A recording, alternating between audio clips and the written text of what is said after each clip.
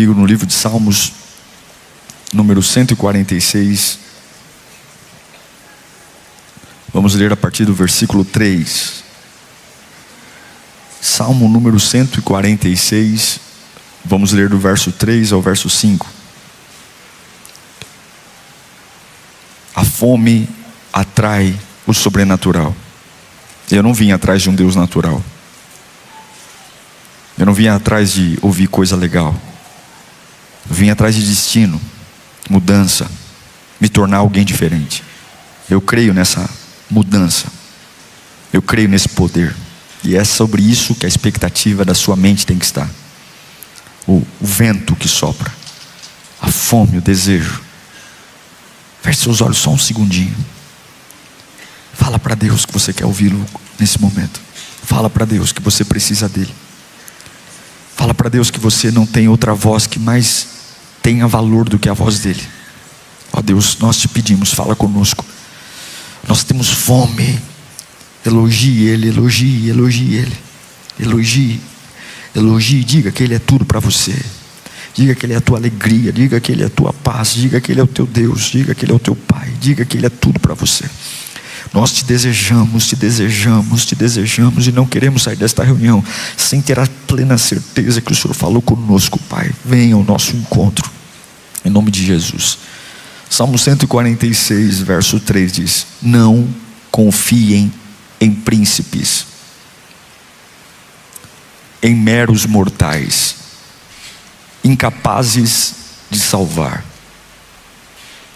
Quando o espírito deles se vai, eles retornam à terra. Naquele mesmo dia,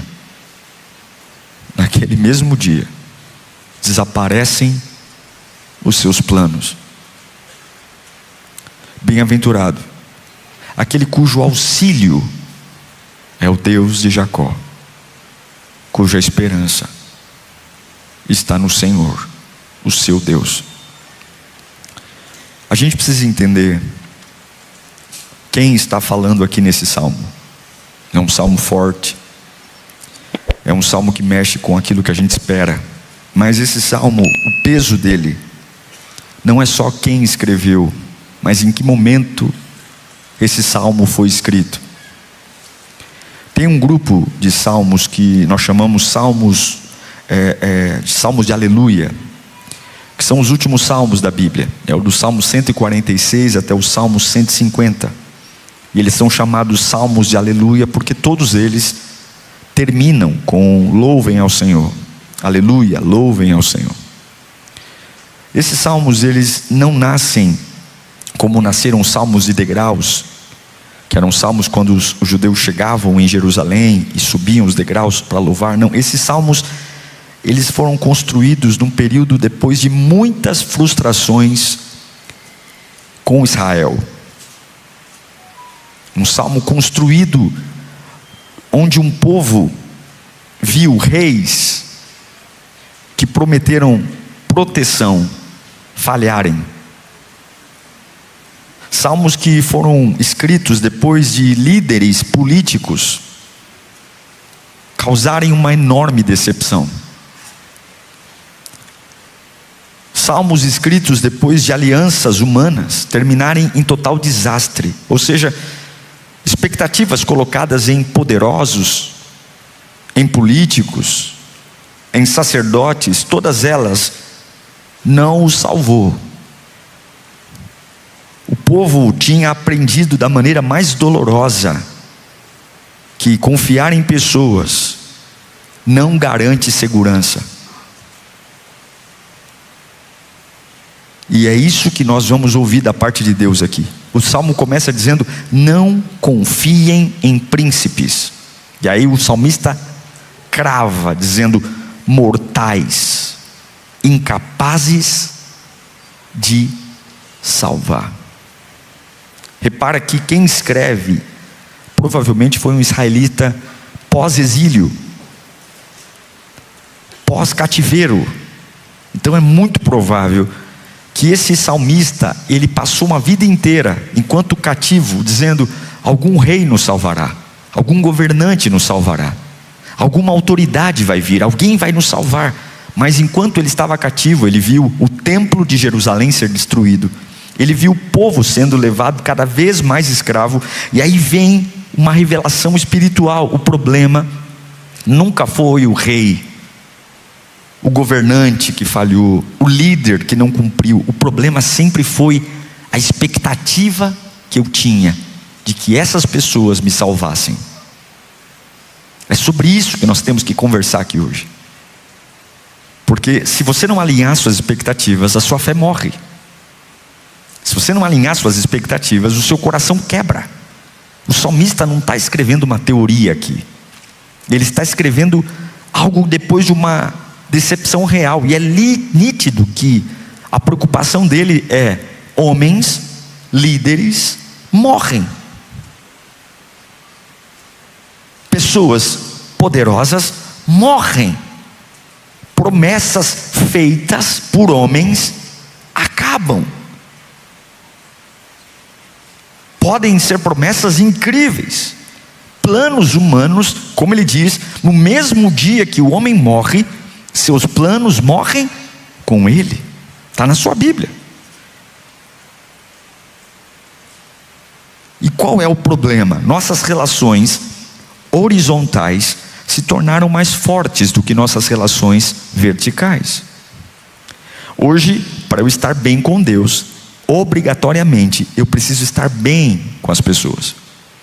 Só que aqui com as pessoas não é algo que sempre vai acontecer como eu espero.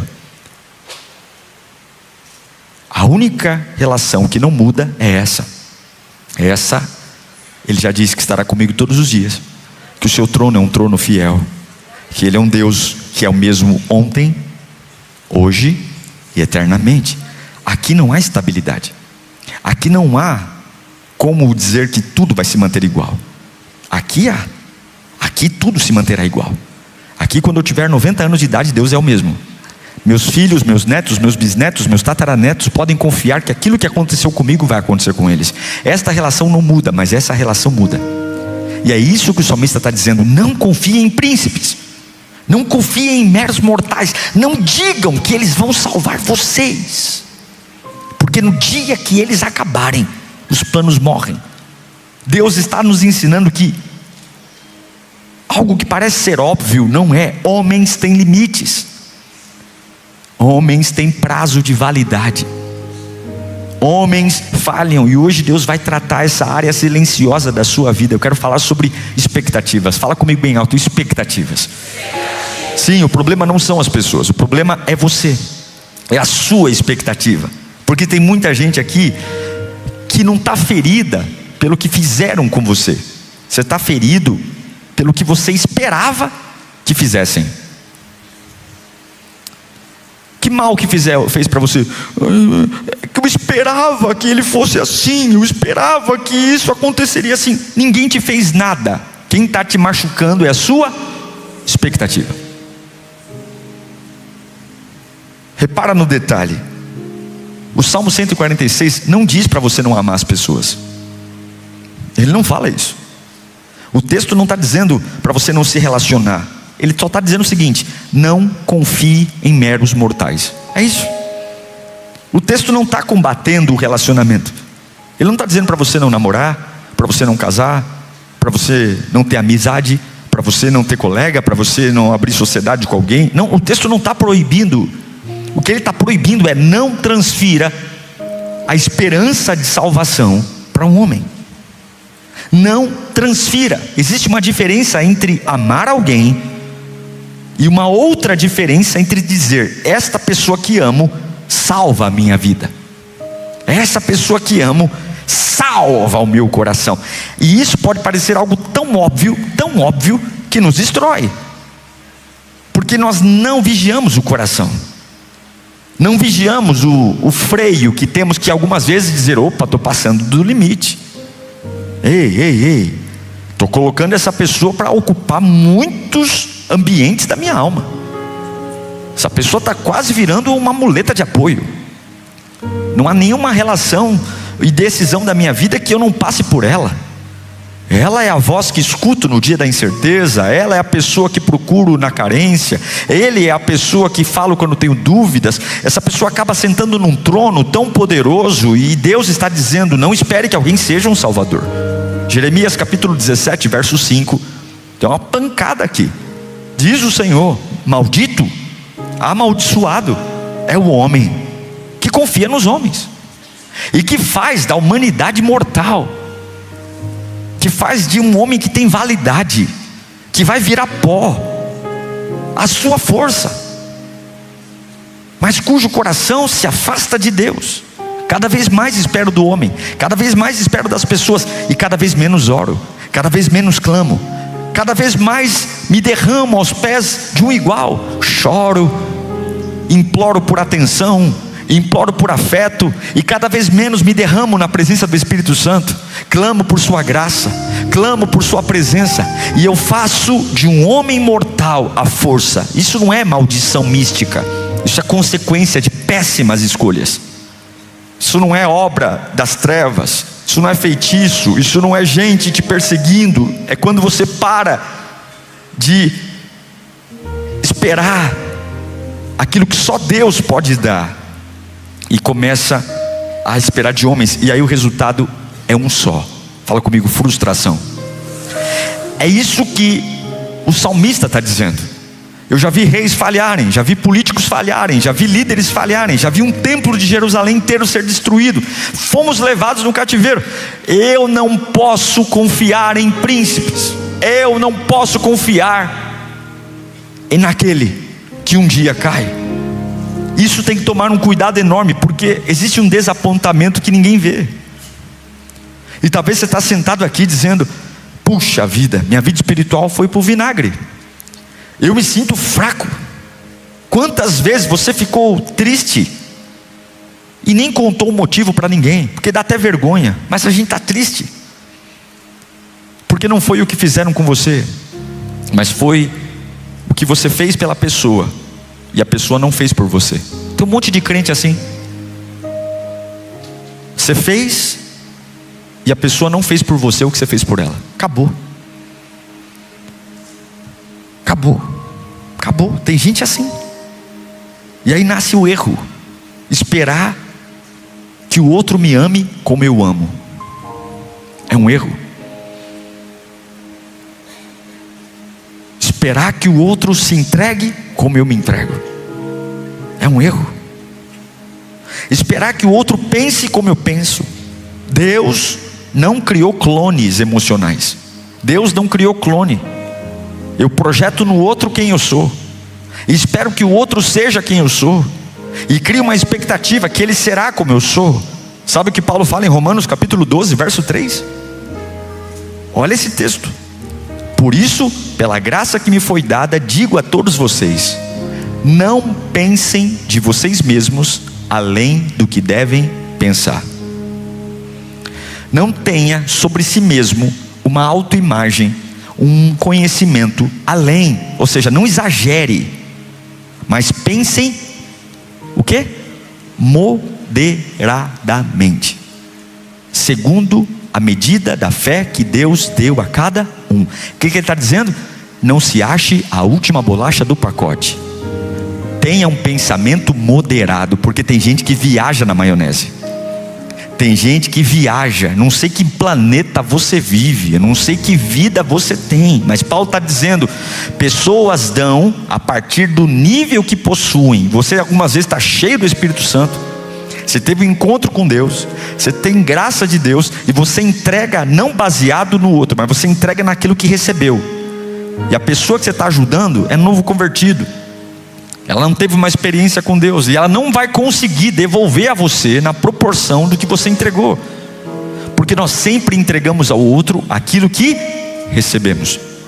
Mas tem muita gente criando uma expectativa sobre alguém que não vem, e aí quando não vem o que eu espero, meu coração entra em silêncio. Ah, quanta gente com o coração em silêncio aqui, quanta gente amargurada, quanta gente decepcionada, e aí começa a dizer: eu nunca mais faço nada por ninguém, eu nunca mais ajudo ninguém, eu nunca mais vou para uma igreja, eu nunca mais vou ser um voluntário.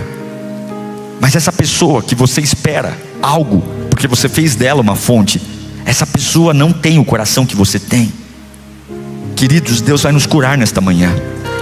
Porque isso que eu estou pregando aqui, para uma pessoa madura pode ser uma bobagem, mas essas pequenas bobagens, essas pequenas raposinhas estão acabando com a nossa cabeça. E tudo que o diabo quer é a sua cabeça. Se ele tiver a sua cabeça, ele tem tudo. Ele não quer seu carro, ele não quer sua casa, ele não quer seu casamento, ele quer a sua cabeça. Ele quer colocar uma pessoa doente pilotando um avião. Ele quer colocar uma pessoa com uma cabeça completamente doida pilotando um avião, para que esse avião caia. Ele não quer tirar você daí, ele quer fazer você destruir tudo que Deus planejou em você. E é isso que tem gerado frustração. Crentes amargos, frustrados, pessoas que não fazem mais orações que explodem na alma, mas são orações contidas. Eu abro meu olho para saber se alguém está me olhando, e daqui a pouco eu começo a ficar traumatizado, começo a ficar uma pessoa meio atrapalhada das ideias. Eu acho que todo mundo que está conversando num canto está falando de mim. Eu acho que qualquer história tem a ver comigo. Eu me sinto perseguido, eu me sinto agoniado. Eu ponho uma calça, todo mundo que olha para minha calça agora está reparando na minha calça. Eu vou para a igreja e agora eu paro o carro na vaga e um voluntário olhou para mim, pronto, o voluntário está implicando comigo. Porque essas pequenas coisas vão tirando da gente o que realmente importa, que não é depender do homem, mas é depender da única fonte que não seca, a única fonte que é potável, a única fonte que jorra 24 horas por dia, 7 dias na semana, 12 meses por ano, e vai jorrar todos os dias, a única fonte que não decepciona. Mas nós estamos hoje buscando suficiência iguais. Eu estou chateado porque o fulano não me devolveu a honra que eu honrei. Eu estou preocupado porque o fulano não me ajudou como eu o ajudei. Para que você precisa de uma fonte limitada, se aquele que te chamou é suficiente? Querido, não ter um relacionamento adequado vai te adoecer. Tem um detalhe, porque isso revela quem a gente é. A gente tem que começar a amar as pessoas sem esperar que elas nos tornem vivos. Paulo vai dizer em Gálatas capítulo 6, verso 5, olha que texto. Você que está aí dizendo, eu ajudei, e quando eu mais precisei, o fulano não me ajudou. Eu investi, eu paguei, e agora eu estou aqui, e ele tem como e não faz. O que Paulo fala?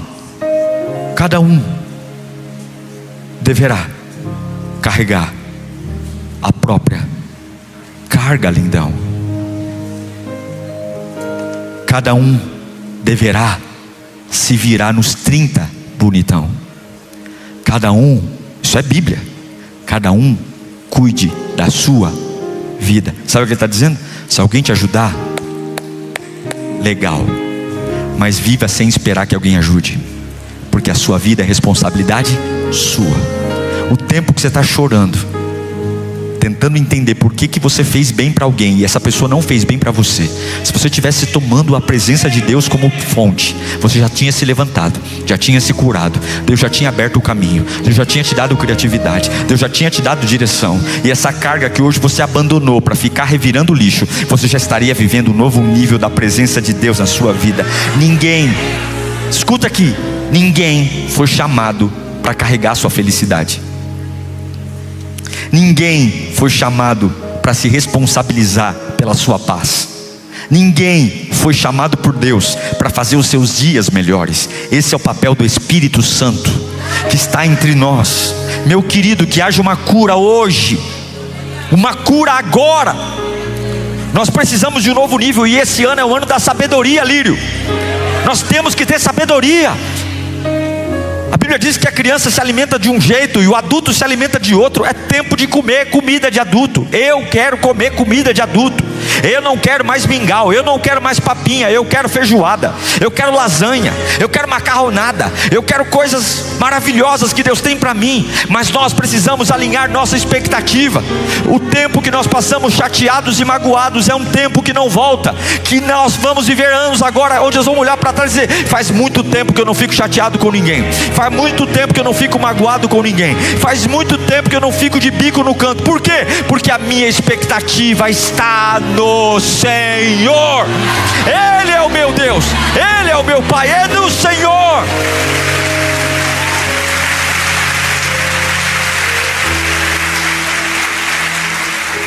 Quando alguns casam dizendo: eu vou casar para ser feliz, essa é a maior bobagem que existe. Se você é infeliz, não case, você vai ficar mais infeliz ainda. Você não casa para ser feliz, você só casa quando você já é feliz.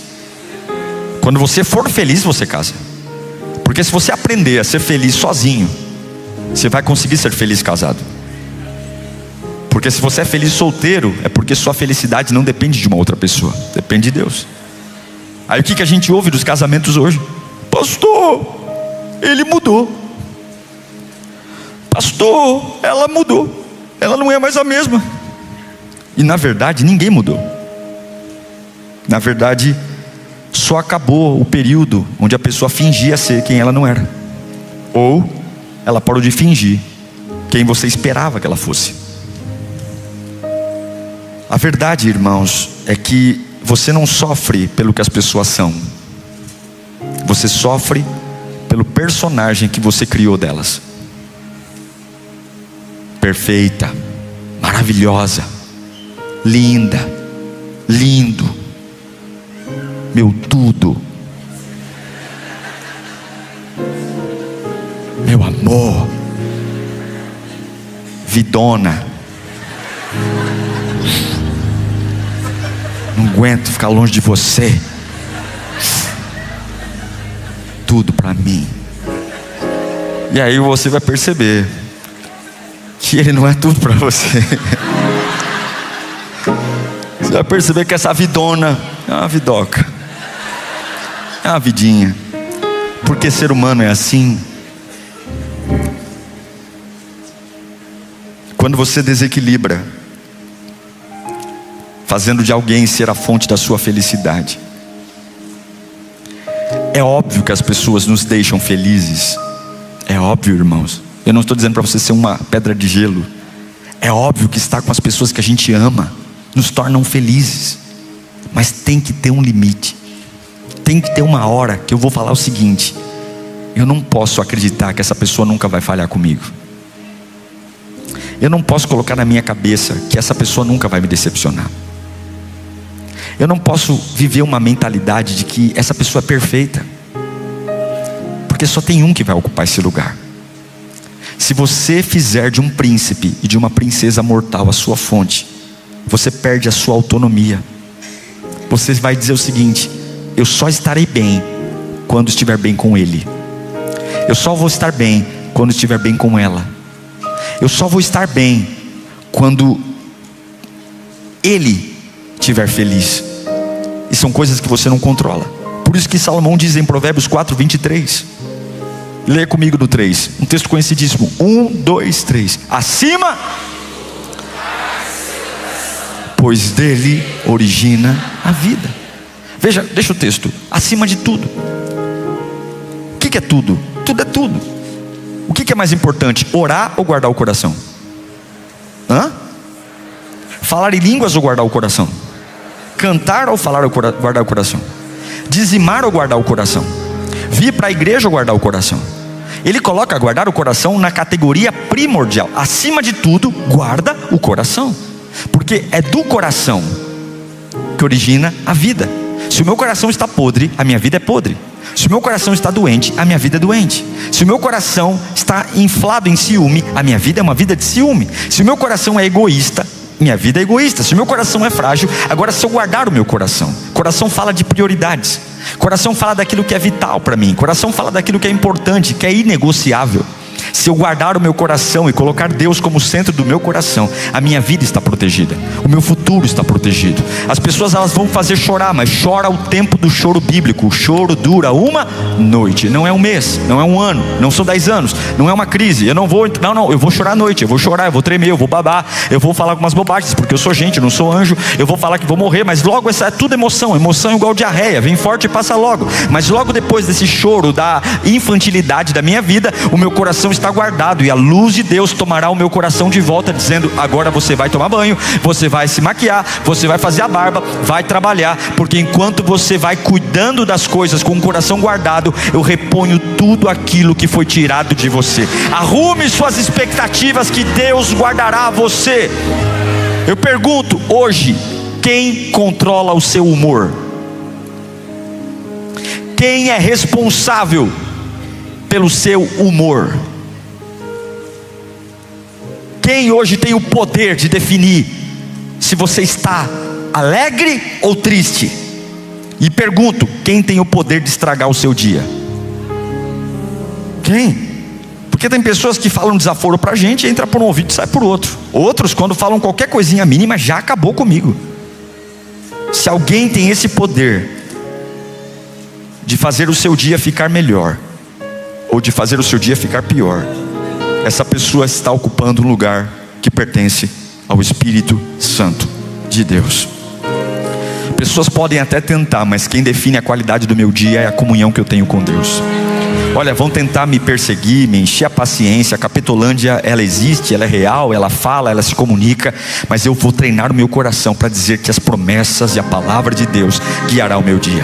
Eu acordo fazendo minha devocional, eu acordo lendo a Bíblia. O meu primeiro ouvir é sobre louvores, e eu vou dizer para todos os meus medos que o meu coração está guardado, e a minha expectativa é: aquele que me sustentou ontem vai me sustentar hoje, vai me sustentar amanhã. Eu estarei sustentado, eu estarei sustentado no hospital, eu estarei sustentado no trabalho, eu estarei sustentado quando chegam as notícias que estão falando mal de mim. Por quê? Porque a minha expectativa não é sobre um igual, a minha expectativa é sobre quem é eterno. A minha expectativa não é sobre quem morre, não é por quem um dia vai ter um velório. Não, você nunca mais vai ver um velório, porque Jesus Cristo já ressuscitou e nunca mais vai morrer. Ele é o Todo-Poderoso.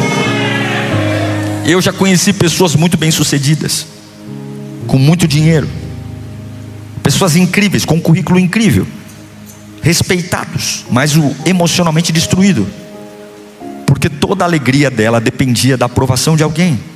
Então quando alguém a elogiava, ela florescia. Você é inteligente, você é sábio, você é bonito, você é incrível, você é talentoso.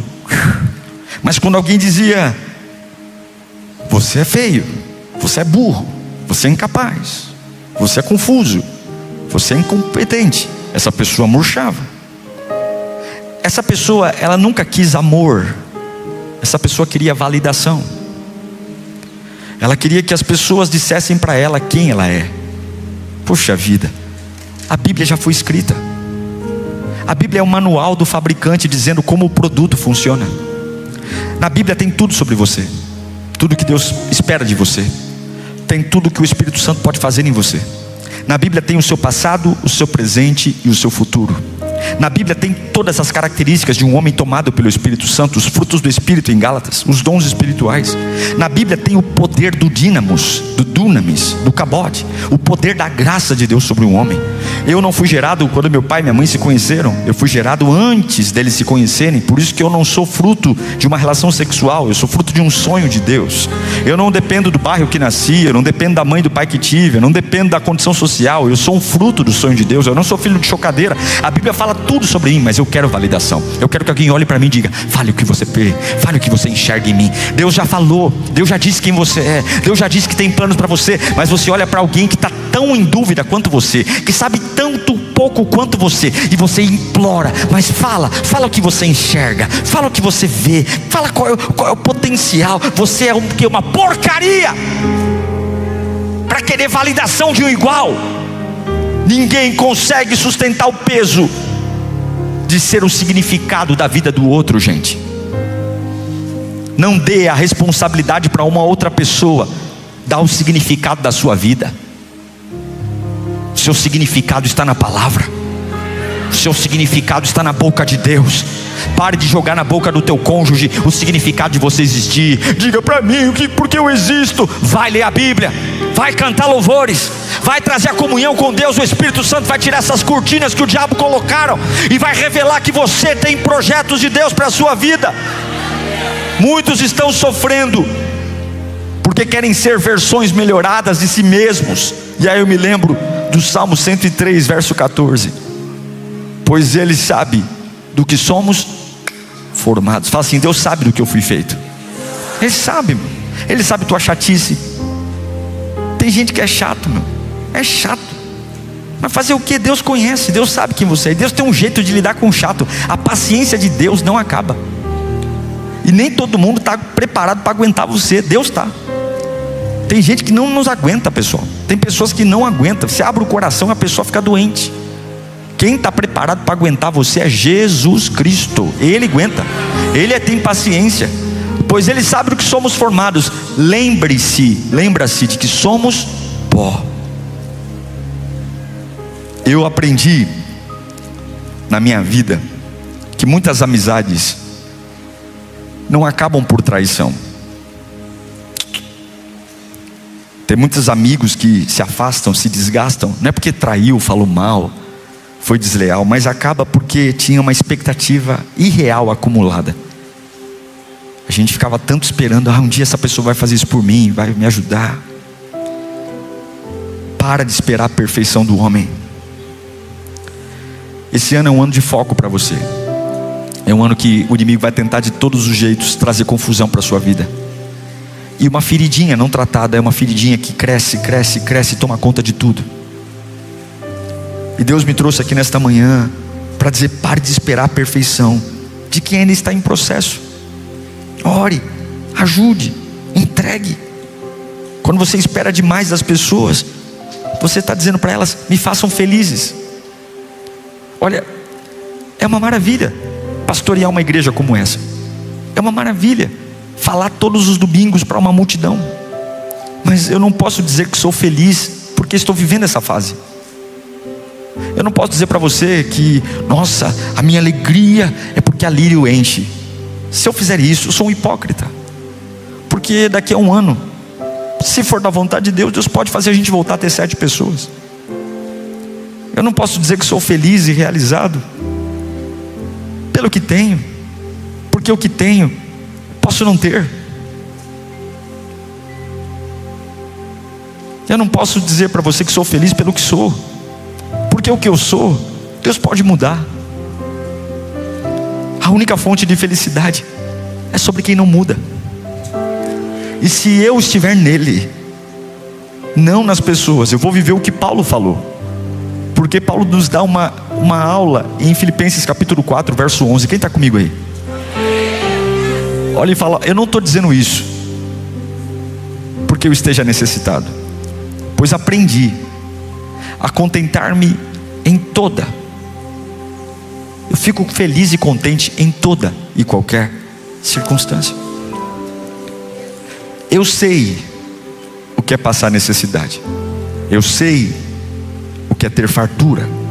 Aprendi a passar por toda e qualquer. Toda. Eu surfo em toda e qualquer situação. Seja bem alimentado, seja com fome, tendo muito ou passando necessidade. Porque é paz. O que Paulo está falando? Eu aprendi algo poderoso. Paz não vem do comportamento dos outros. Fala bem alto: paz não vem do comportamento dos outros. Ai, fulano, você tira a minha paz. Ai, ciclano, você acabou com o meu dia. Ai, Beltrano, eu estava bem na igreja, foi só essa pessoa se aproximar, acabou, estragou tudo. Não, a paz não vem do comportamento dos outros. A paz, se vier do comportamento dos outros, ela oscila, ela modifica. Mas a maturidade espiritual começa quando a sua alegria não oscila, quando as pessoas oscilam. E hoje o Espírito Santo está gritando aqui dizendo: por que você me largou? Porque eu deixei de ser a expectativa dos seus dias. Então eu não venho para Lírio dizendo: será que os voluntários estarão lá? Será que tudo vai funcionar? Será que a minha vaga vai estar lá? Será que a cafeteria vai me servir bem? Será que o pastor... Não. Eu vou lá, Espírito Santo, porque eu estou indo te encontrar. Porque ainda que tudo falhe, ainda que acabe a energia elétrica, ainda que o ar-condicionado não funcione, ainda que a cadeira não esteja confortável, aquele que eu vou encontrar não vai me decepcionar. Não espere nada, e o que vier é surpresa. Não espere nada, o que vier é surpresa. Espere do Senhor. Pastor, mas eu vou ver sem esperar. Espere do Senhor. Se Deus quiser, eu terei. Se Deus quiser, eu vou. Se Deus quiser, eu faço. E o resto, se vier de alguém, é surpresa boa, presente de Jesus. Olha, eu declaro: Deus vai levantar anjos de carne na sua vida. Deus vai levantar pessoas boas, pessoas honestas. Deus vai levantar gente legal para andar com você.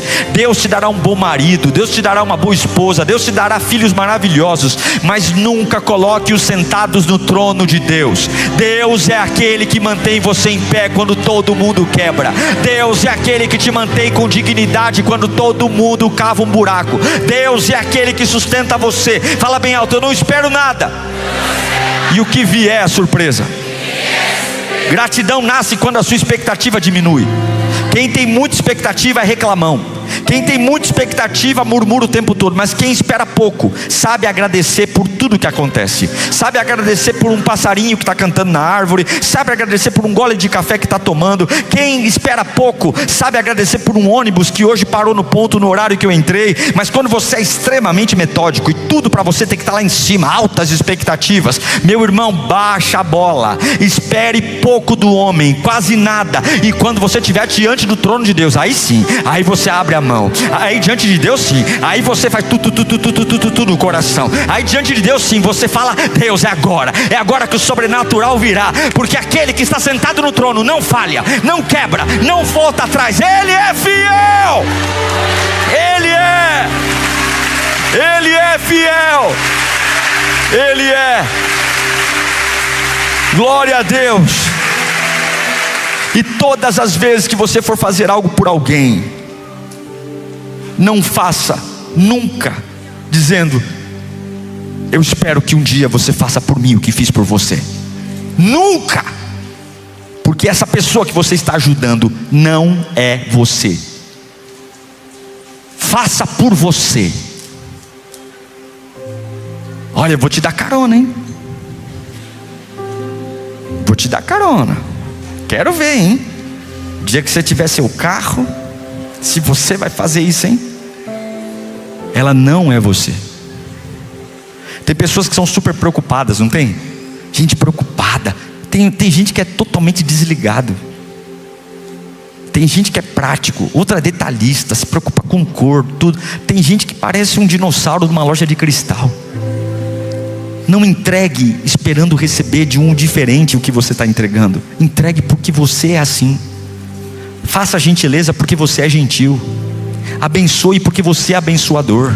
Seja respeitoso porque você é respeitoso. Ame porque o amor está em você. Se vão retribuir ou não, não é problema seu, porque a tua fonte não vem dessa retribuição. A tua fonte vem do Senhor. É o Senhor, é o Senhor. Pare de exigir das pessoas aquilo que só Deus pode oferecer. Expectativas altas em pessoas geram frustrações. Expectativa em Deus gera paz e graça. Eu tenho muitas expectativas sobre o que Deus vai fazer na Lírio. E nessas expectativas, com todo respeito, eu não conto com ninguém. Como assim, pastor? O senhor não conta com seus líderes? O senhor não conta com as suas ovelhas? E eu falo a mesma coisa para você. Tenha muitas expectativas de Deus, mas não conte com o seu pastor. Se eu estivesse no seu pastor, vai ser uma bênção. Mas os planos que Deus tem para você não dependem de mim. Quando Deus quis fazer um avivamento em Egito, Deus só chamou um homem. Há um poder em um homem. Nós amamos, nos relacionamos, mas as promessas de Deus não pagam pedágio na vida das pessoas que estão entre eu e Deus. O véu do templo se rasgou. Essa maturidade que estou pregando aqui, a maioria das igrejas não gosta, porque muitos prendem as pessoas na igreja pelo medo e querem que você esteja debaixo de um cajado, porque os pastores ensinam que para você ter algo, você precisa do pastor. Muitos prendem suas ovelhas dizendo: se você sair daqui eu te amaldiçoo. E eu estou dizendo: não, eu sou igual a você. Eu sou um pastor porque tenho que conduzir você, mas diante de Deus não há cargos, diante de Deus há corações. E as promessas que Deus tem para você não dependem de mim. Depende de quanto você coloca Ele no trono do seu coração. Pastores passam, denominações passam, casas passam, mas as palavras do Senhor permanecem para sempre. É por Ele que estamos aqui, é para Ele que estamos aqui. E eu encerro dizendo que talvez hoje Deus não vai mudar ninguém ao seu redor. O problema não é teu marido, tua esposa. O problema não é teu chefe. O problema é a sua expectativa errada. Você está dizendo: Senhor, me muda de emprego. Para quê? Para você de novo criar expectativas erradas? Será que não é por isso que você não consegue namorar com ninguém? Porque você não quer um namorado, você quer um Deus. Você não quer uma namorada, você quer uma deusa. Será que é por isso que o teu casamento nunca dá certo? Porque você não quer uma esposa, você não quer um marido, você quer um Deus. Você quer uma divindade, alguém que te preencha de uma forma única, alguém que faça os seus dias serem floridos. Isso é coisa do Espírito Santo. Isso é coisa divina. Essa presença que você quer existe. Esse dia que todo dia tem unção existe. Essa euforia de nunca desanimar existe. Mas não está no teu marido, não está no teu filho, não está no teu amigo, não está no crush, não está. Está no Senhor. É nele, é nele que você descansa. E hoje, fala comigo: Deus, fecha os seus olhos, repita: Deus, ajusta as minhas expectativas. Ajuda-me a amar as pessoas sem colocá-las num lugar que pertence a Ti. A minha esperança hoje volta para o trono. A minha expectativa hoje volta para o trono. Não confiarei em príncipes, não entregarei meu coração a mortais. É no Senhor a minha fonte, a minha alegria, a minha expectativa, meus dias felizes. Amo as pessoas, mas eu espero vida do Senhor, do Senhor, do Senhor, do Senhor, do Senhor. Viva em paz, ame as pessoas, mas espere tudo de Deus. Viva em paz, namore, case, trabalhe, vá ao cinema, tome café, viaje junto, mas espere tudo somente do Senhor. Somente do Senhor. Não entregue seu coração a um igual. Amo Carla, amo Júlia, meu coração é do Senhor Jesus. E ensino minha filha: ame seu pai, ame sua mãe, mas quem te faz feliz é o Senhor Jesus.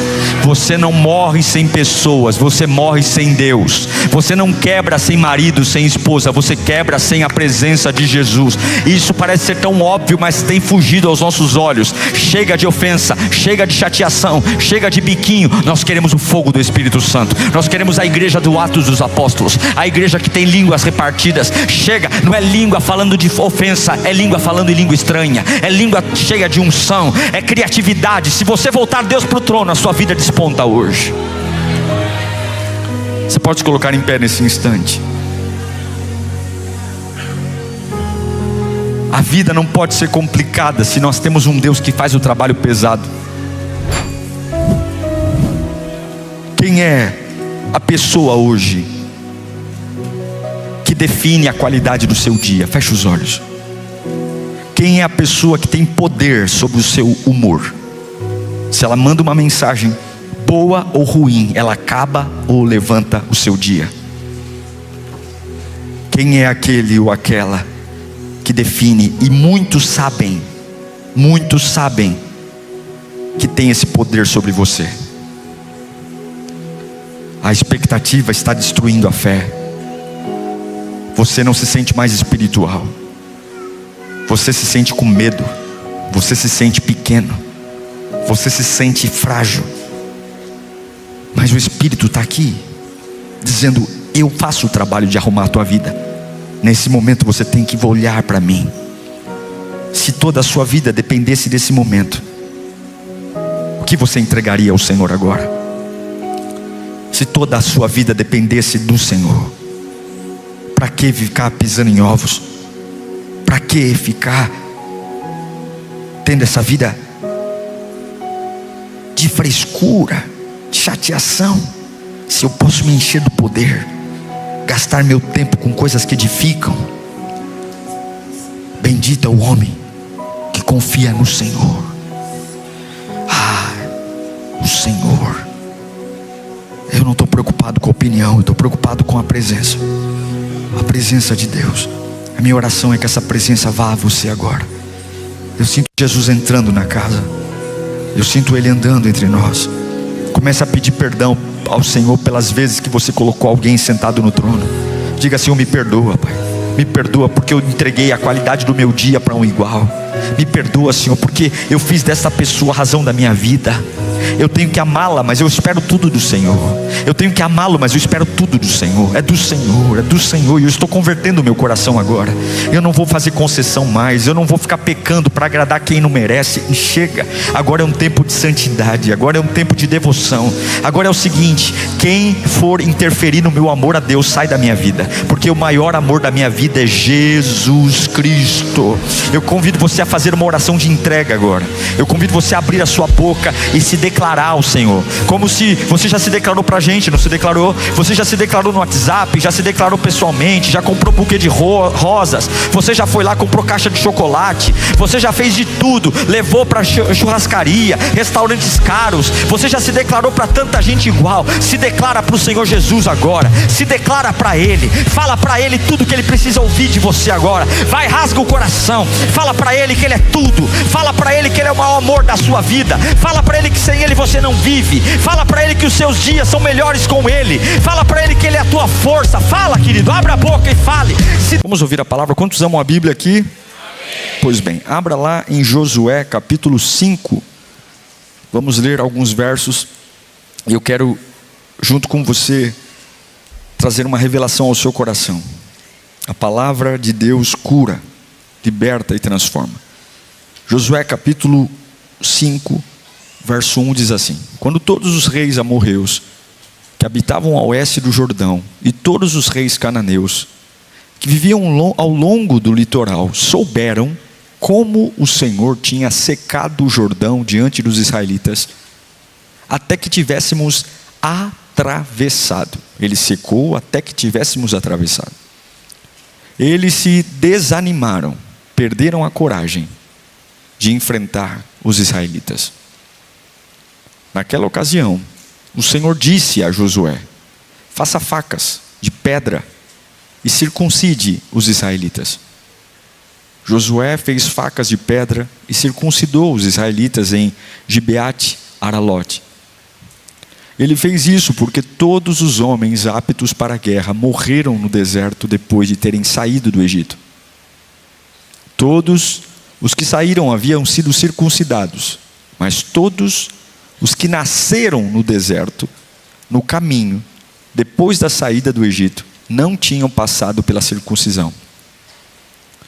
Os israelitas andaram 40 anos pelo deserto, até que todos os guerreiros tinham saído do Egito morressem, visto que não tinham obedecido ao Senhor, pois o Senhor havia jurado aos antepassados deles que não veriam a terra que lhes prometera, terra que eles nos dariam, onde fluem leite e mel. Assim, em lugar deles colocou os seus filhos, e estes foram os que Josué circuncidou.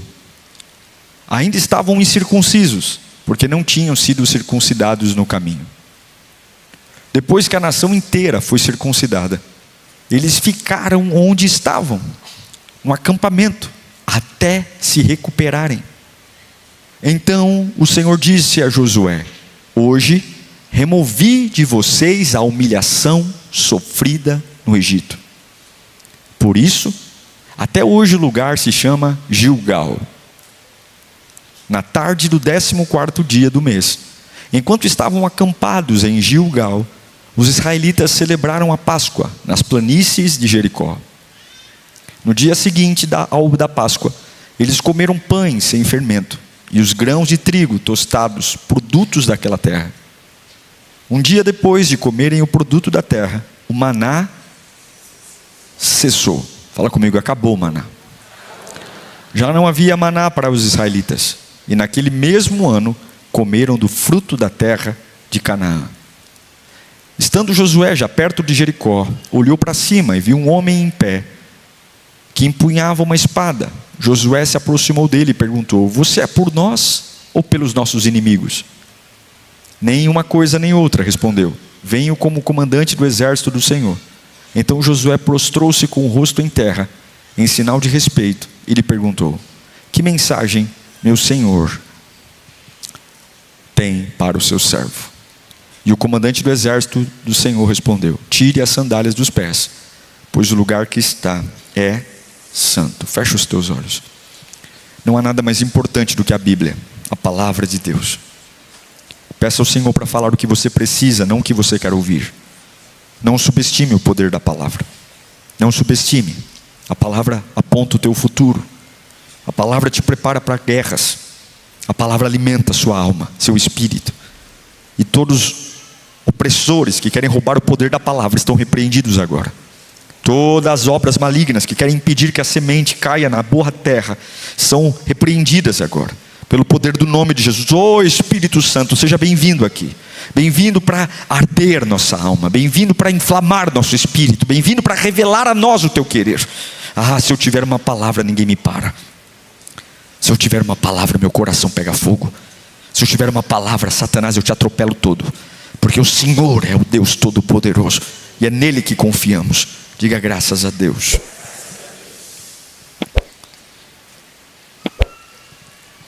O texto que li a vocês começa com um inimigo derretendo. Um inimigo com muito medo de Israel. Mas não é Israel que colocou o medo neles. O medo está lá porque Deus colocou medo neles. Foi Deus. Tem coisas na sua vida que você jamais vai vencer. Jamais.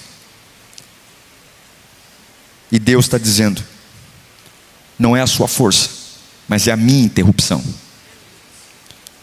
Os hebreus estão perto de entrarem na terra prometida.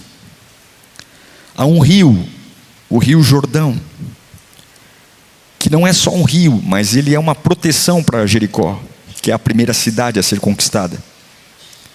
Aquela geografia, a força daquelas águas, favorece aqueles que estão morando em Jericó.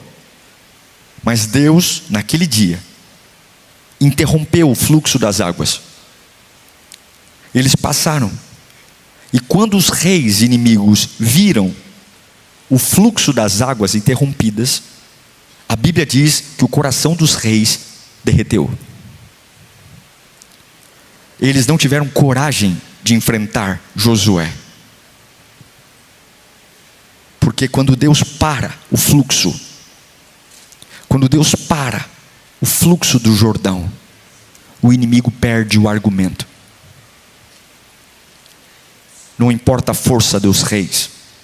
Quando Deus coloca as mãos nas águas do Jordão, quando Deus para, o inimigo derrete. Este é o cenário que iniciamos a leitura. Reis inimigos, vendo o Deus de Israel parando o fluxo de águas, dizendo: eu estou muito desanimado para enfrentá-los. Eles talvez não conheçam o Deus de Israel, mas eles sabem que o Deus de Israel não é um Deus fraco. Não é. Deus para as águas. O versículo 1 deixa muito claro. Põe de novo para mim. No original diz, lá no finalzinho, olha lá no finalzinho: e eles desanimaram e perderam a coragem de enfrentar os israelitas. No original não é desanimar. No original diz: e o coração deles derreteram. O coração deles derreteu. Não diz que eles ficaram com medo. Não diz que eles ficaram preocupados. O texto diz que eles perderam a coragem. Eles perderam o ânimo. Derreter o coração, perder a coragem, é um colapso. É uma crise interna. Não valem mais nada as espadas que temos, os escudos que temos. Não vale mais nada o poder que temos. Quando Deus para o inimigo, Deus derrete o inimigo por dentro. Deus está dizendo: acabou. Meu povo vai passar. Meu povo vai atravessar. Meu povo vai conquistar. E quando o inimigo percebe que o Deus que servimos é maior do que a natureza, é maior do que os sistemas padrões, ele percebe que ele não manda mais em nada. É por isso que os reis que estão morando em Jericó têm medo do Deus de Israel. Reis estão dizendo: o Deus deles acabou com a nossa proteção, o Deus deles acabou com a nossa geografia. Se o Deus deles parou o Jordão, o Deus deles nos vencerá. Escuta o que eu vou te dizer aqui. Quem manda é o Senhor. Você não pode esquecer disso nunca na sua vida. Quem manda é o Senhor. Nunca rebaixe Deus ao nível dos seus medos. Nunca rebaixe Deus ao nível das suas preocupações. Ainda que você não saiba como, quem manda é o Senhor. Os reis estão derretendo o coração. Não é porque Josué é bom, não é porque os israelitas são bons. Josué e os israelitas não são nada, mas a mão de Deus no meio deles derrete o coração dos reis inimigos. Levanta as mãos e grita comigo: quem manda é o Senhor. É isso que me faz dormir à noite. É isso que me faz acordar com disposição para trabalhar. É isso que me faz entrar em lugares que eu não queria, com a cabeça erguida, dizendo: quem manda é o Senhor. Eu tenho uma palavra para a sua alma amedrontada: quem manda é o Senhor. Uma palavra de Deus derrete o coração daqueles que te perseguem. Uma palavra de Deus derrete o coração daqueles que não querem abrir as portas. Uma palavra de Deus muda toda a história. A Bíblia diz, ainda no versículo 1, que Deus secou, parou as águas do Jordão até que eles atravessassem. Deus não parou as águas um pouquinho. Deus parou as águas o suficiente para eles atravessarem. De um lado estava o deserto, do outro lado estava a terra prometida, e entre o deserto e a terra prometida havia um rio. E Deus parou as águas do rio Jordão até que eles atravessassem, até que eles passassem, até que eles saíssem, até que eu não tenha mais nada meu preso no lugar de antes. A Bíblia é clara, verso 1, Josué 5, até que eles atravessassem. Não ficou ninguém do lugar anterior, porque era a vontade de Deus que todos atravessassem. Deus não estava mandando parar as águas para mostrar o seu poder. Deus não estava fazendo exibicionismo. Deus estava parando para gerar uma passagem. E é isso que eu quero que você entenda. Deus vai mostrar a sua glória até que você transicione para aquilo que Ele quer que você transicione. Não existe nenhuma relação de Deus de ter um pé em Canaã e ter um pé no Egito. É um tempo de transição para alguns que estão aqui hoje. Você tem medo de transicionar para uma nova terra, para uma nova promessa, mas não tenha medo. Deus está segurando as águas do Jordão até que todos atravessem. Pastor, eu não sei se eu tenho estrutura, não sei se vai dar tempo. Vai dar tempo, porque o cronômetro de Deus não é o tempo do teu relógio. O cronômetro de Deus é até que você atravesse. Até que você atravesse com as suas emoções, Deus vai segurar as águas do Jordão. Até que você atravesse com a sua mentalidade, Deus vai segurar as águas do Jordão. E eu quero declarar: não tenha medo, porque as águas só vão voltar a fluir a hora que você atravessar. Pastor, mas eu não tenho estrutura. Você não tem, mas o Deus que você serve tem. Você vai sair desta fase velha para a fase nova, e Deus vai segurar as águas. Fala comigo: eu vou atravessar. Você que está doente, você vai atravessar. Deus vai segurar os efeitos desse medicamento. Deus vai segurar os efeitos desse tumor. Você vai atravessar. Você que está desempregado, fique tranquilo. Deus vai segurar você e as suas finanças até o tempo certo. Mas pastor, eu vou entrar em desespero. Você não vai enlouquecer, porque Deus está segurando as águas do Jordão. Você vai atravessar. Deus não vai liberar as águas para você ser afogado por elas. Deus vai segurar. Você não vai morrer nesta estação. Você não vai morrer. Não sei se eu estou pregando para alguém aqui, mas se houver alguém que está recebendo esta palavra, Deus manda dizer: você não vai morrer nesta estação. Todo Israel atravessa. É um dia maravilhoso, gente. É um dia que o inimigo tem um coração derretido. É um dia que Deus dá uma vitória. Só que logo depois de atravessarem, eu vou te mostrar algo cruel nesse texto. No mesmo capítulo que Deus faz um milagre público, dizendo: estou parando as águas para que vocês atravessem, todos vocês. Deus manda fazer uma cirurgia privada. Se você ler o capítulo 2, Deus, no versículo 2 de Josué 5, Deus diz para Josué: pegue pedras, e com essas pedras você afie e faça facas destas pedras. Eles acabaram de ter uma grande vitória. Eles acabaram de ver milagrosamente águas do rio Jordão serem paralisadas pelas mãos de Deus. Eles acabaram de ouvir que os inimigos estão com medo deles. E o que Deus vai dizer agora? Vamos fazer uma bela festa? Não. Pegue facas, afie pedras e circuncide os israelitas. Isso dói até de ler. A circuncisão é o corte do prepúcio do órgão genital masculino. A circuncisão não é só uma dor física, mas a circuncisão é uma humilhação. A circuncisão, ela é uma parada. Todos os homens que lá estavam seriam circuncidados. Eles iriam ficar vulneráveis. Logo depois de uma grande travessia, de uma grande vitória. Pastor, o que significa? Significa que Deus vai te deixar exposto por um tempo, para que a integridade da tua vida dure para sempre. Significa que Deus algumas vezes para você, para curar você. Porque logo depois de ver as mãos de Deus parando as águas do Rio Jordão, o que eu quero é conquistar, o que eu quero é prosperar. Deus está comigo, eu vou matar todo mundo, eu vou destruir todo mundo. Deus diz: pegue pedras e circuncide todo mundo. Mas espera aí, não é uma vitória que vem agora, é uma dor? Eles atravessaram, mas todos esses homens que estão aqui atravessando nasceram no deserto, e para entrar em terra nova precisa de purificação. Você não chega no que Deus te prometeu de qualquer jeito. Você não chega no que Deus te prometeu porque chora, porque canta. Você não chega no que Deus te prometeu porque é bonito. Você chega no que Deus te prometeu quando você passa pela purificação. E é isso que Deus está ensinando. Vocês acabaram de atravessar, vão entrar na terra que eu prometi aos seus pais, mas vocês não foram purificados.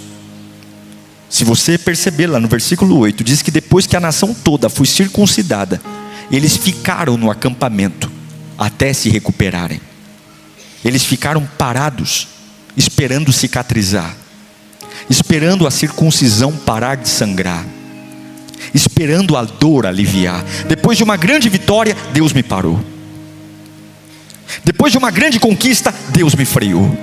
E me freou arrancando sangue de mim, me freou me machucando, e disse: vocês vão ficar parados até se curarem. Porque Deus interrompe a marcha, Deus interrompe o avanço, sim, gente. Sim, Deus interrompe a agenda. Deus não tem compromisso em agradar você, Deus tem compromisso em preparar você para aquilo que Ele está preparando para você. Deus interrompeu a marcha, o avanço, porque Deus não quer ver você servindo a Ele sangrando. Todos os homens estão sangrando, suas genitálias estão sangrando. Deus diz: vocês vão ficar parados aqui, eu os purifiquei, mas estão sangrando, até que a hemorragia cesse, até que vocês se recuperem. Porque Deus não quer ver ninguém liderando uma igreja sangrando. Deus não quer ver ninguém cuidando de criança sangrando. Deus não quer ver ninguém pregando o evangelho sangrando. Mas Deus está me preparando. O fato de Deus estar te preparando é o começo. O fim é quando você estiver recuperado daquilo que Deus está te preparando. Você aceita a preparação de Deus hoje? Você tem humildade para isso? Alguns estão dizendo: não, Senhor, eu não quero passar pela circuncisão, porque eu acabei de ter uma vitória e os inimigos estão derretendo por conta de mim. Você tem que lembrar que se houve alguma vitória em você, foi a mão de Deus que fez em você, não foi você. Deus não quer você carregando uma promessa com uma infecção. Por isso que a ordem de Deus é: parem e esperem o tempo da cura. Parem e esperem a ferida fechar. Parem e esperem o sangue parar. Porque Deus não te usa com hemorragia. Eu não sei para que eu estou pregando aqui, mas está na hora de você parar e esperar Deus curar o que está sangrando. Porque Deus não te usa com hemorragia. Deus não te usa com hemorragia. Por que Deus não te usa com hemorragia? O texto diz, o texto explica tudo, lá no versículo 4 ao 7. Eu vou ler alguns trechinhos só. Todos esses homens que estão sendo circuncidados, eles não nasceram lá no Egito. Todos os homens que nasceram na escravidão no Egito, todos eles morreram no deserto. Nenhum deles estava ali para entrar na terra prometida. morreram no deserto porque eram desobedientes. E esses homens agora que estão atravessando o Rio Jordão são filhos dos hebreus que saíram do Egito. É a segunda geração. E esses não nasceram no Egito, nasceram no deserto. E no deserto eles não foram circuncidados. Deus está dizendo: olha, os pais de vocês morreram, mas a promessa não morreu. Os pais de vocês morreram, uma geração inteira morreu. Morreu porque era desobediente, mas o que eu prometi para aquela geração desobediente, eu não revoguei. Por isso que eu vou circuncidar vocês, para que vocês vivam o que eu prometi. É aqui que existe uma verdade que ninguém gosta de ouvir. Deus não cancela promessa, mas Deus não negocia obediência. Deus prometeu que um dia daria a eles uma terra que mana leite e mel.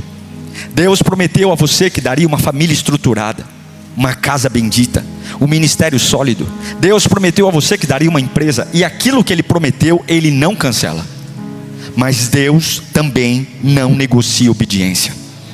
Uma geração inteira recebeu uma promessa, e uma geração inteira morreu no deserto, porque não foi capaz de obedecer.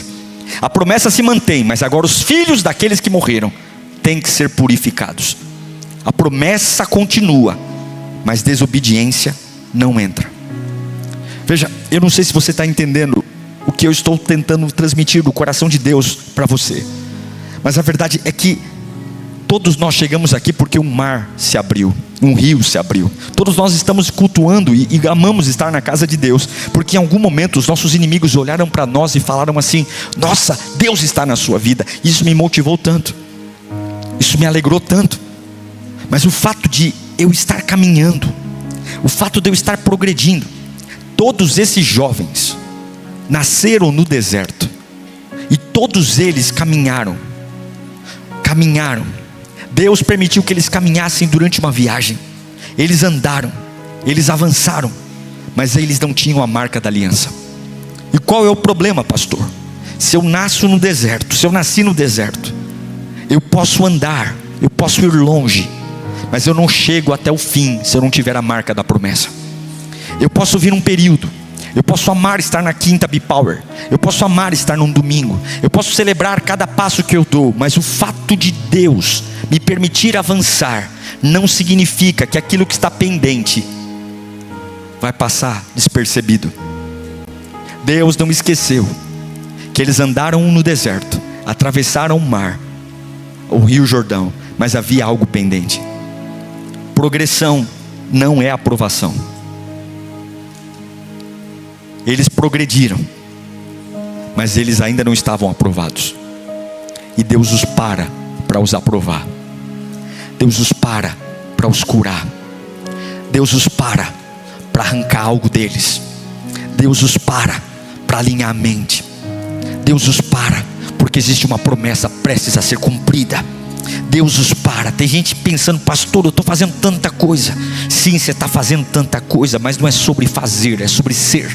É sobre ser verdadeiramente curado. É sobre realmente ter uma aliança com Deus. É sobre ter uma aliança de sacrifício, uma aliança de sangue. Porque você pode estar avançando, mas se não estiver aprovado, você não entra onde Deus prometeu a você. E hoje Deus está dizendo: porque o dia que eu te colocar Jericó frente a frente, o dia que eu colocar você frente a frente com aquilo que te prometi, não é teu avanço que vai trazer o milagre. O que vai trazer o milagre é a aprovação da aliança que tenho contigo. É aliança. Eu percebo hoje muitas pessoas celebrando os avanços, celebrando os progressos, e Deus te ama demais para te deixar atravessar com a carne mandando em você, com o pecado mandando em você. Então Deus diz para Josué: pegue as pedras, circuncide todos eles.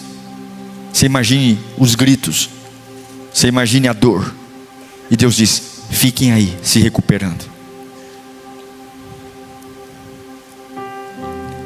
Mas no versículo 9 há um consolo.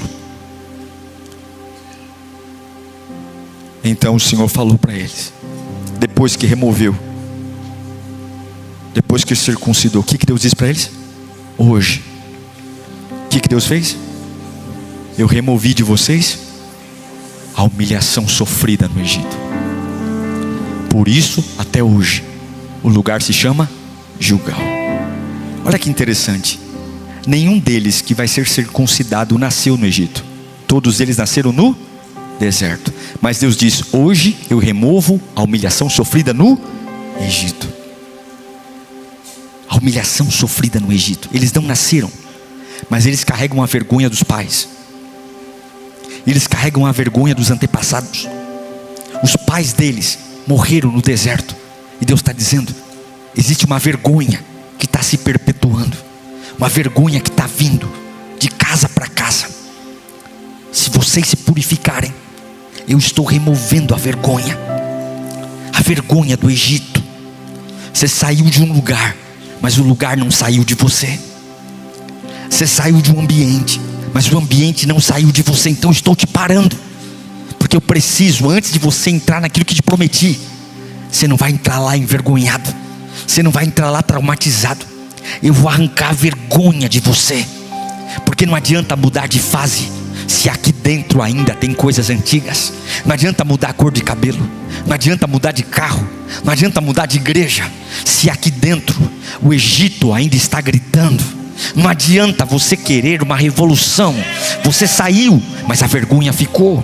Você mudou, mas a vergonha permanece. E Deus está dizendo: eu te amo tanto, eu te amo tanto. Pegue a pedra, pegue a faca, machuque eles para ter uma aliança. Espere aí, porque este lugar onde machuquei vocês é o lugar onde a vergonha vai ficar também. Eu não estou parando vocês porque os odeio, eu estou parando vocês porque os amo. E eu acho lindo. Põe de novo o texto. Quando é que Deus removeu a vergonha? Fala comigo. Hoje. Hoje. Não é amanhã, é hoje. E quando é hoje? Hoje é o dia da circuncisão. Hoje é o dia que Deus me parou. Hoje é o dia que Ele me freou. Hoje, fala comigo bem alto. Hoje tem Deus marcando data no calendário para marcar a nova fase da sua vida. E quando é? É hoje. É hoje que o ciclo para. É hoje que a vergonha estagna. É hoje que o Egito perde força. É hoje que você não vai precisar mais abrir baús. É hoje que você vai dizer: a vergonha da minha família não está mais em mim. E Deus dá um nome para aquele lugar. Sabe o que é o nome daquele lugar? Gilgal. Grita: Gilgal. Gilgal significa rolar. Isso que significa julgar. Deus está dizendo: eu estou rolando fora a vergonha, eu estou rolando fora a marca velha, eu estou rolando fora aquilo que matou 2 gerações. A primeira está tentando matar vocês, eu estou rolando. É como se Deus falasse: eu tirei o peso, eu tirei o estigma, eu tirei o rótulo, eu arranquei tudo, porque agora vocês vão pisar numa terra de promessa. Oh meu Deus do céu, eu posso crer no que estou pregando aqui. E eu declaro viradas nesta noite, viradas espirituais nesta noite. Eu declaro que essa pausa não é o diabo, é o Senhor dizendo: eu estou te purificando. Eu estou. E o que eu acho lindo no versículo 10 é que a Bíblia diz que logo depois deles pararem, esperarem um tempo da cura, Gilgal é o lugar onde a vergonha foi rolada. E a Bíblia diz: agora, nesse 14º dia, vocês vão se levantar e vão celebrar a Páscoa. De sangrando a celebrando. De sangrando a celebrando. De sangrando a celebrando. De parados, sendo sangrados para ter uma aliança, a celebração. Porque Deus não te sangra para você morrer. Deus te sangra para você voltar a celebrar. Deus te para você voltar a dançar. Deus te para você voltar a confiar nele. Deus te para você entender o que é a verdadeira alegria. Deus te para entender que as promessas que Ele te fez não vão morrer. Pastor Diego, mas da minha vida está um reboliço. Se você estiver na presença de Deus, nada vai matar você, nada vai destruir você, nada vai acabar com você. O diabo diz: é o teu limite. E Deus está dizendo: aguenta o tranco, eu estou te parando, porque é um poder nesta parada. Muitos estão sendo parados para sobreviver. Sobreviver aos solavancos, sobreviver aos traumas. Deus te cura, não para você ser uma máquina de amargura, mas Deus diz: eu estou curando para vocês celebrarem. Eu declaro celebração na tua vida. Eu declaro que os melhores dias você ainda não viveu. Eu declaro que Deus tem semanas de júbilo, onde você vai chegar para quem ama e dizer: me belisca, porque não parece que é verdade o que eu estou vivendo. me belisca, porque são dias que eu imaginei que só aconteceriam daqui a 10, 15 anos, e estão acontecendo agora. Porque como é que pode de um dia de paralisia vir a Páscoa? Mas é isso que Deus manda dizer: logo depois dessa parada eu tenho uma Páscoa de celebração preparada para você. Eu declaro dias de alegria por chegar em 2026. Eu declaro dias de muita celebração por chegar esse ano. Deus vai compensar o tempo da dor e do luto, trazendo uma Páscoa maravilhosa. Deus está te sarando para devolver a alegria. Mas Gilgal é necessário, rolar fora é necessário, deixar que vá é necessário. Deus vai devolver a alegria. Só que a Bíblia diz que no outro dia, algo que eles comiam há 40 anos, fala comigo, maná. Maná era aquela comida que caía do céu. Maná era aquela comida que quando eles amanheciam, estava tudo forrado o chão, não podia estocar, não podia guardar. Todos os dias Deus mandava. Mas agora, depois da Páscoa, a Bíblia diz que aquilo que Deus mandou 40 anos, acabou. Fala comigo, maná acabou. Como é que eu vou viver sem maná, se há 40 anos eu aprendi a comer maná? Eu tenho gosto do maná na boca. Eu sei como preparar comidas com maná. Maná é o que eu conheço sobre Deus. E alguns podem interpretar o fim do maná como um abandono, dizendo: Deus não me ama mais. Porque era assim que eu aprendi a comer. Eu acordava e pegava a comida que caía do céu. A comida. Mas o texto, quando Deus mostra que acabou o maná, não está falando de abandono, está falando de transição. Deus não está dizendo: se virem. Deus está dizendo: maná é comida de deserto. Mas agora, na terra da colheita, que é a promessa, não é mais do céu que virá, mas vocês vão plantar e vão colher. Eu vou mudar o ambiente, eu vou mudar o jeito como vocês se alimentam. Se o maná parou, é porque você chegou. Se o maná parou, é porque você alcançou. Se o maná parou, é porque aquilo que Ele te prometeu chegou. Maná é comida de terra de transição. Terra de promessa não tem maná, terra de promessa tem colheita. O que o senhor está querendo dizer, pastor? Eu já vi pessoas aqui há anos comendo maná.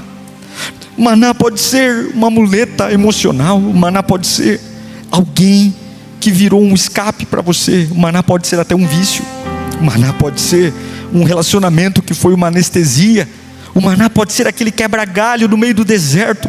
Mas aí quando Deus começa a te curar de verdade, quando Ele te circuncida, quando Ele te purifica, Ele corta o maná e diz: agora eu estou te promovendo. Você não precisa mais de uma comida provisória. Você agora tem coisa que você tolerou no deserto, que agora não vai tolerar mais. Agora na terra que te prometi, é terra de colheita. É comer do que é seu, é comer do que é legítimo. Veja, eu não sei se estou sendo claro, mas Deus está dizendo que Ele vai mudar o jeito que Ele te sustenta. Você tem caminhado um período de maná, aquela comida que você não explica como é, mas é sobrenatural. E Deus está dizendo: eu fui assim porque você estava numa transição, mas agora você está chegando na terra que te prometi.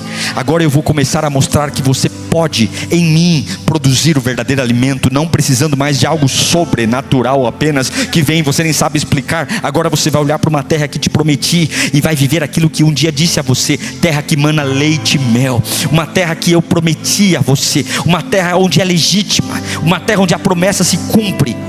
E é aí que o maná cessa. Eu quero declarar que alguns manás estão cessando aqui hoje. Você vai estranhar que o seu jeito de se alimentar, o seu jeito de adorar, o seu jeito de trabalhar vai começar a mudar. Deus vai começar a mexer com algumas coisas que te sustentavam até então, porque você chegou.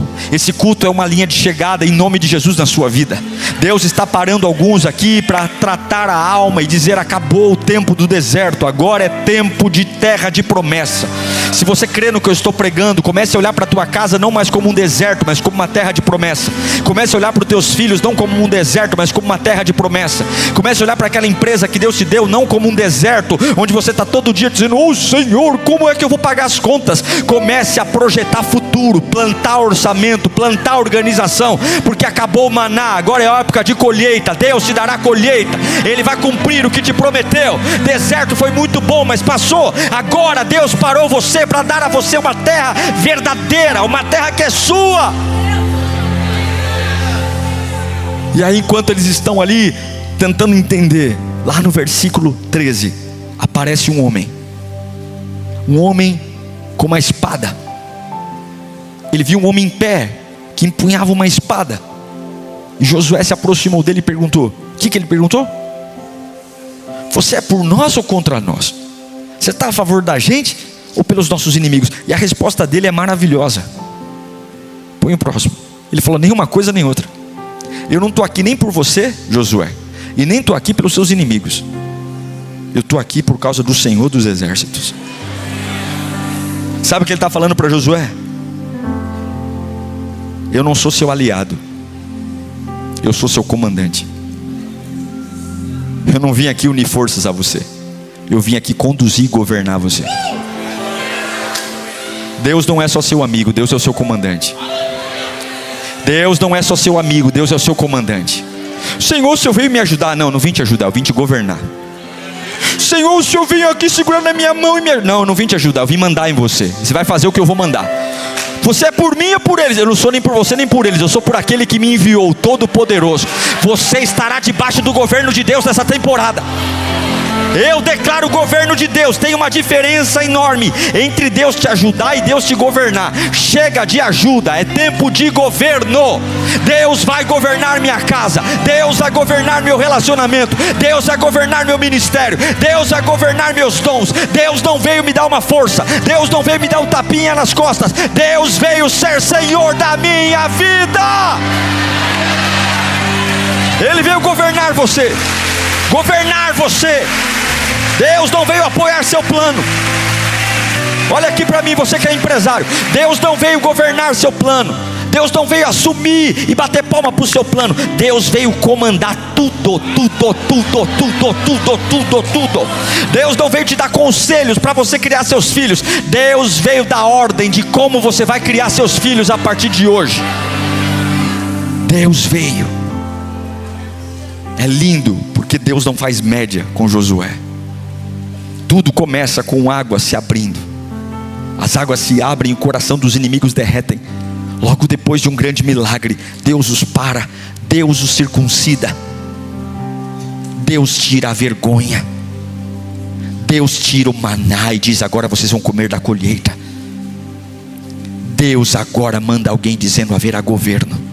E sabe o que Josué faz? A Bíblia diz que no versículo 14, que Deus olha para ele e diz: vem o comandante do exército do Senhor. O que Josué fez? Ele prostrou-se com o rosto em terra, em sinal de respeito, porque vitória começa no chão. Vitória começa com o rosto no chão. Josué era um homem de guerra. Josué era um homem de espada na mão. Mas Deus está dizendo: essa fase não vai ser vencida com a mão, essa fase vai ser vencida com a rendição. E ele se humilha, ele se abaixa. Fala comigo: quem se ajoelha vence. Eu poderia dizer muitas coisas para você, mas eu encerro falando o que diz no versículo 15. Quando Josué se ajoelha, Deus diz para ele: tira a sandália dos pés. A mesma frase que disse para Moisés: tira a sandália dos pés, pois o lugar que você pisa agora é santo. A sandália, ela é um símbolo do caminho. A sandália é um símbolo do costume. A sandália é a poeira acumulada. Esses dias eu comprei um chinelo, molhei o chinelo. Eu fui para a praia com ele. Esse chinelo de promoção, terrível, né? Aí molhei o chinelo. E eu dentro do carro, um fedor desgraçado aquele chinelo. Falei, Carla, acho que eu pisei no cocô, não é possível. E aí pegava o chinelo, virava a sola dele para cima e não tinha cocô no chinelo. E aí eu fui cheirar o chinelo. Meu Deus. Falei, meu Deus, o chinelo foi feito de cocô, só é possível. Mas entrou coisa nele, entrou água do mar nele. Sei lá o que aconteceu na desgraça daquele chinelo. O chinelo lindo, mas ele fedia cocô. Porque ele estava carregando coisas que não eram para carregar. Com certeza tinha areia, tinha água do mar, estava pesado até. Ele chupou água, fedor. Quando Deus diz, Josué, tira a sandália, Ele está dizendo, você não pisa no novo com o antigo. Você não pisa no novo. Agora, a vergonha eu já tirei. Agora eu já os purifiquei. Josué, tira a sandália. Tudo agora é novo. Acabou. A vergonha do Egito acabou. Eu não sei para que eu estou pregando, mas você sabe qual é a sua vergonha do Egito? Deus do altos céus manda eu gritar desse altar: a vergonha do Egito acabou. Tira a sandália dos seus pés, porque não dá para tocar o que é santo sem tirar a sandália. Não dá para pisar no que é santo. Tem gente querendo um casamento novo com a língua da sandália velha. Tem gente querendo um novo nível com um temperamento velho. Tem gente querendo uma unção nova, guardando um segredo velho. Deus diz, tira a sandália dos pés. Você sabe o que aconteceu? Jericó caiu. 7 voltas, 7 dias. No 7º dia, 7 voltas. Muralhas inteiras vieram ao chão. Eu quero dizer para você, Deus te ama muito. Deus está fazendo a parte dele. Deus está gerando milagres únicos. Alguns estão aqui dizendo, pastor, eu nunca tive no melhor momento da minha vida. Mas não confunda progresso com aprovação. Esses homens progrediram, mas eles só foram aprovados quando Deus os parou para curá-los. Deixe Deus curar você. Deixe Deus curar você. Deixe Deus tocar naquilo que está impuro. Deixe Deus curar você.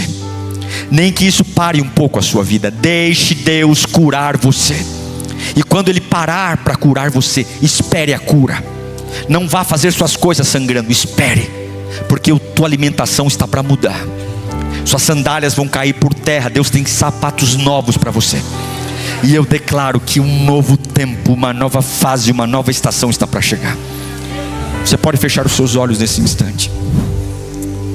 Qual é aquilo que você sabe que está progredindo, mas precisa ser tocado?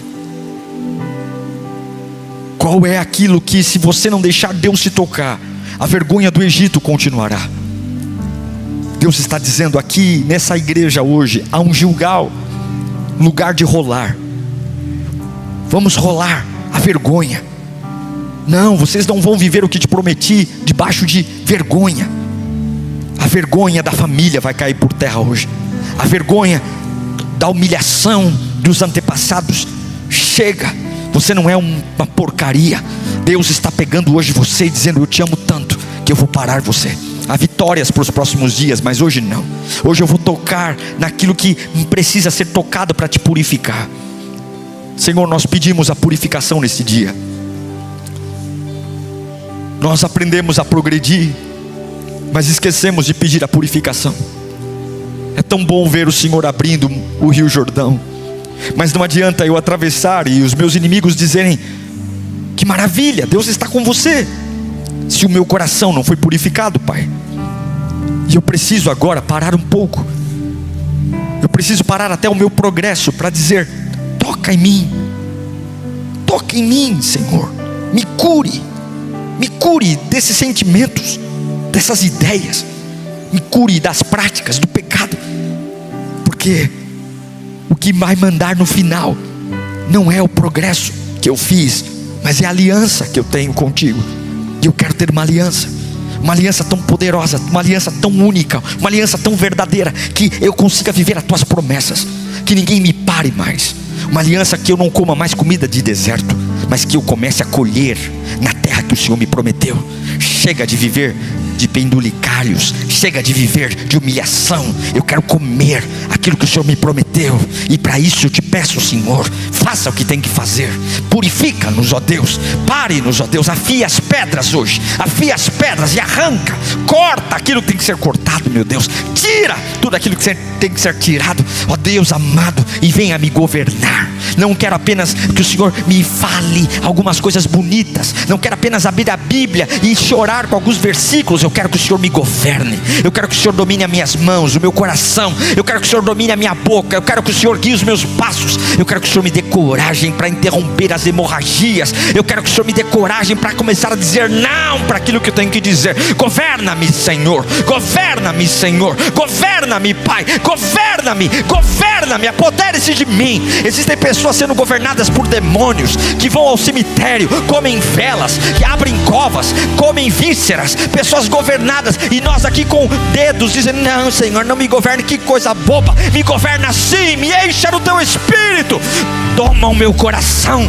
encha a minha boca com as tuas palavras. Oh meu Pai, domina a minha mente, encha a minha mente do céu, encha a minha mente da glória. Oh meu Pai, eu quero perder todo o meu sentido, eu quero ficar totalmente vulnerável na tua presença. Eu quero fazer como Josué, eu me ajoelho diante do teu governo e digo: ó Deus, reina, reina, reina, reina. Eu tiro as sandálias do passado, eu tiro as sandálias das experiências antigas, eu tiro as sandálias das poeiras velhas, e eu digo: agora é terra santa, agora é terra nova, agora é novo solo. Oh meu Pai, quantos estão prontos para viver tudo isso em nome de Jesus? Comece a falar com o teu Deus agora. Deus está falando com você. Feche os teus olhos, feche os teus olhos e deixa o Espírito Santo pegar você. Vai dizendo: Deus me governa, Deus me governa, me cura, Deus me governa. Chega de briga, chega de contenda, chega de conversa, chega de andar sangrando. Agora eu estou parando para ser cheio, agora eu estou parando para ser renovado. Eu estou parando para Deus me curar, eu estou parando porque eu não sou um doente. A vergonha do deserto não permanecerá em mim, não vai permanecer em mim, não vai permanecer em mim, não vai permanecer em mim, não vai. Ouça a sua voz falando em línguas, ouça a sua voz dando glória. Eu declaro que a circuncisão chegou, Deus está purificando você.